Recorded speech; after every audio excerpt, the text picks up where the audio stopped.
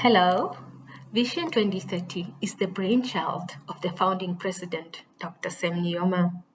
His goal was to increase and improve the quality of life of the people of Namibia. I am Olivia Hailulu, a representative from BIPA, Namibia's Business and Intellectual Properties Authority. I am with an inventor today who is busy producing a new blood pressure machine.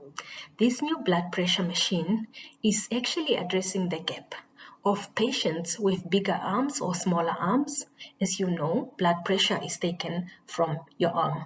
The machine is cuffed onto your arm, and patients with smaller arms requires an adjustment, as well as patients with bigger arms, resulting in self-esteem issues because of their larger arms. This results in heart palpitations and also in a little bit of a false reading because of nervousness. Now, this inventor came up with a new blood pressure machine, which is actually working like a weighing scale. You get on it, you climb on it, and the reading is taken from the palm of your feet. Now, this blood pressure machine is addressing the gaps that this patient so neededly. Now, why is it so important to have a strategy when it comes to intellectual properties? If you do not have a strategy, you don't actually have a plan. And investors who want to invest in your business need to see a plan. They need to see what you are going to plan to do to address what could go wrong. What are you going to do in your strategy? You need to show how you're going to conduct business and how you're going to address the market as a whole. Now, what are the step-by-step for implementing a successful IP? Now, firstly, you need to know your competitors. You need to know your market.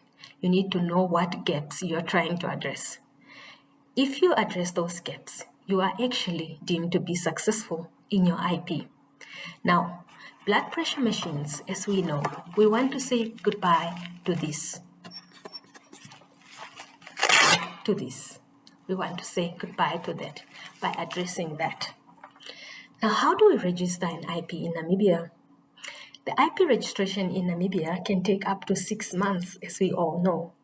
Now, we need to launch a search with the attorney, and he can also give you an opinion on the restriction of that IP.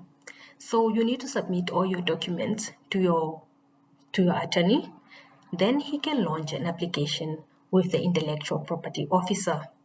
You can also pay your registration fee and then also your annual fee.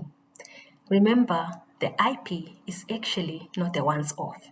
It's a continuous process. So pay your annual fee so you can be protected. And we can say goodbye to this. Thank you.